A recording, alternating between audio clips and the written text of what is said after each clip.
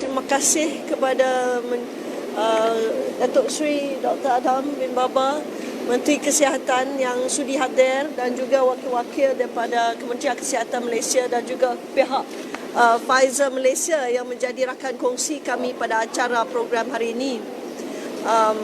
Ini adalah program komuniti masyarakat.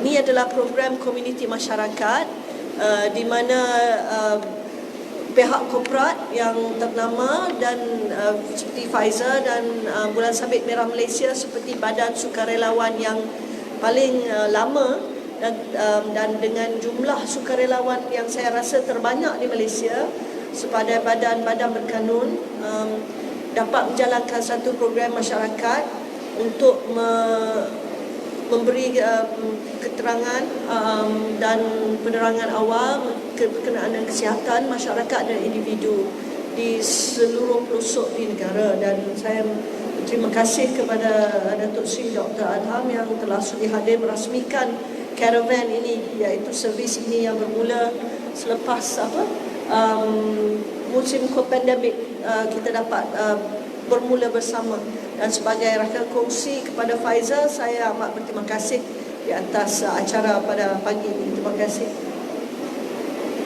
Terima kasih. Saya nak tanya Menteri. Yang nanti on this matter. Berdasarkan statistik yang telah disebutkan tadi, bagaimana kita melihat betapa seriusnya masalah sosial. You just ask me. I can answer. I think statistik yang Datuk Seri berikan tadi kepada kita menunjukkan bahawa servis atau perkhidmatan psikososial dari pihak Kementerian Talian dan juga pihak JKM dan juga pihak badan sukarelawan amat diperlukan, kerana tekanan daripada pandemik COVID-19 ini amat serius. Ini efek atau memberi kesan kepada ekonomi dan juga isu-isu tekanan keluarga dan masyarakat dan seterusnya.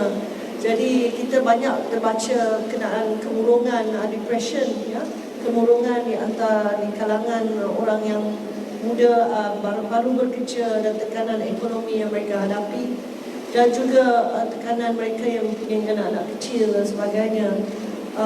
Jadi kemurungan ini mungkin menjadi satu elemen yang membawa kepada penurunan kesihatan diri.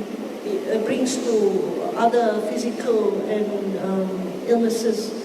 So I would like to thank Pfizer dan juga Kementerian dan also Bulan Sabit telah bermula servis kami itu sendiri, iaitu Red Crescent for You, which started in Sabah semasa pandemik agak ketara pada bulan November-Disember, dan dengan keberkesanan di Sabah, Bulan Sabit Merah akan memulakan perkhidmatan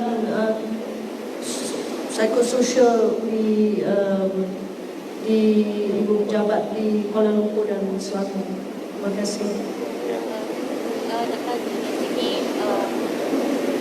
Dari segi bantuan dalam talian, jika mereka ada masalah, jadi lepas tu bagaimana? Macam mana proses bantuan diberikan? Adakah dengan talian sahaja ke, ataupun dengan panggilan seberat mungkin ke, macam mana? Saya rasa saya kurang arif kerana mereka ada latihan dalam aspek counselling atas talian, dan selepas itu apa follow up-nya? Mungkin Tuan Hakim dapat memberi keterangan sedikit. Jika ada kes yang serius, mereka akan di-referkan kepada kaunselor yang lebih berpengalaman supaya perkhidmatan yang lebih profesional dapat diberikan agar kita dapat membendung masalah psikososial yang dihadapi oleh mereka. Datuk Seri nak tanya mengenai COVID. Ya, biarkan. Semalam media melaporkan terdapat penemuan dua varian yang dari UK yang kalau boleh Datuk Seri mungkin boleh kongsikan bagaimana varian itu datang ke sini dan adakah vaksin yang sedia ada mampu menangani varian terbaru di Indonesia. Ya, kita dapati varian yang telah pun dikenal pasti dengan rujukan genom yang dibuat oleh Kementerian Kesihatan terhadap beberapa pembawa ataupun travelers, pengembara yang balik ke negara kita. Dan walaupun kita telah maklum bahawa varian ini telah ada dalam komuniti, terutama sekali varian daripada Afrika Selatan, 17 kes telah pun kesan dan 2 kes varian daripada UK kesan yang latest lah.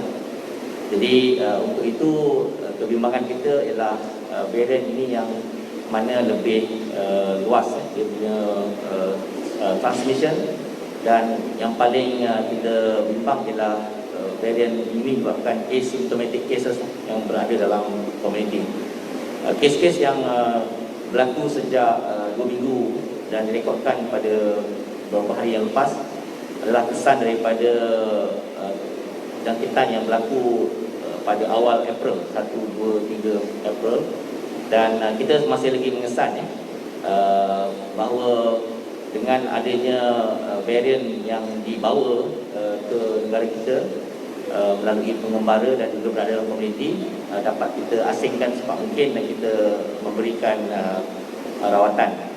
Kedua, kita lihat bahawa vaksin yang kita gunakan setakat ini masih mampu lagi mengatasi untuk memberi perlindungan kepada mereka yang menerima. Setakat ini kita telah pun berjaya memvaksinat lebih sekitar rakyat atau penduduk negara kita untuk completed 2 dos lah.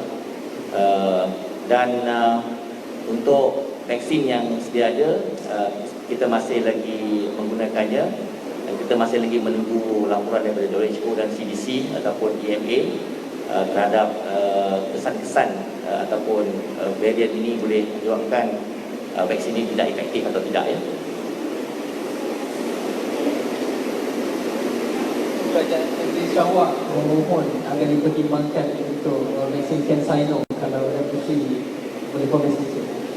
Ya, yang berhormat Timbalan Ketua Menteri Sarawak ada bertemu dengan CITM iaitu COVID-19 Immunization Task Force, dan permohonan Kerajaan Sarawak adalah perkara yang berkaitan dengan bagaimana negeri Sarawak setakat ini masih lagi menguatkan kes yang tinggi dan juga belum stabil, dan ada beberapa kawasan yang masih lagi didapati jangkitan masih meluas dan juga belum dapat dikawal dengan sepenuhnya.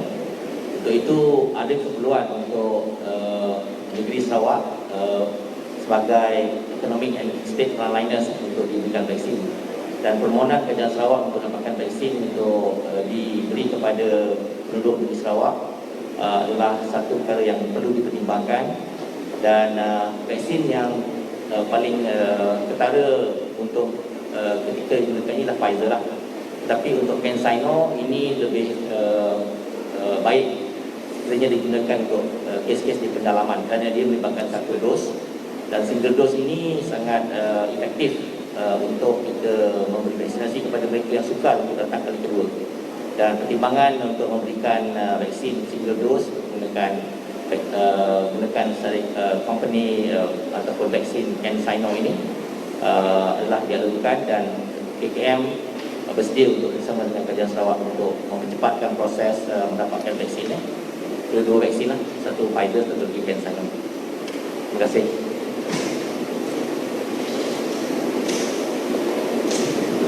Teruskan. Ya.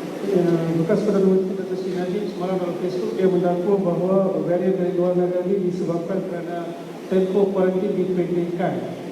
So adakah KKM akan mengkaji semula tempoh kuarantin susulan ada kes dari luar negara yang varian-varian baru ini untuk sesiapa yang datang dari luar negara, tempoh kuarantin akan ditingkatkan semula berapa belas hari? Ya, setakat ini kita masih memerlukan mana-mana pengembara untuk datang ke Malaysia 3 hari sebelum mereka depart ataupun mereka sampai ke tanah air. Mereka perlu membuat ujian swab test dan COVID-19 RT-PCR gold standard lah yang di-verified oleh Kementerian Kesihatan masing-masing lah.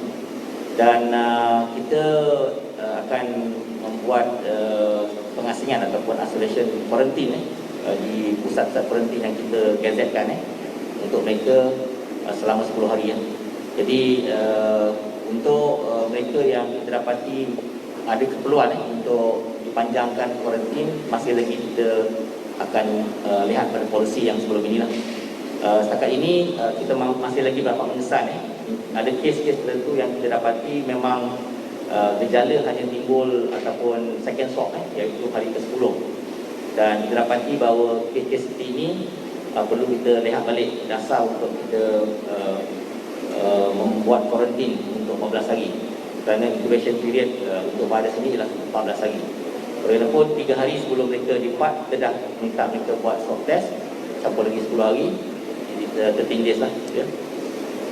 Okay, terima kasih semua. Terima kasih Muhammad, terima kasih yang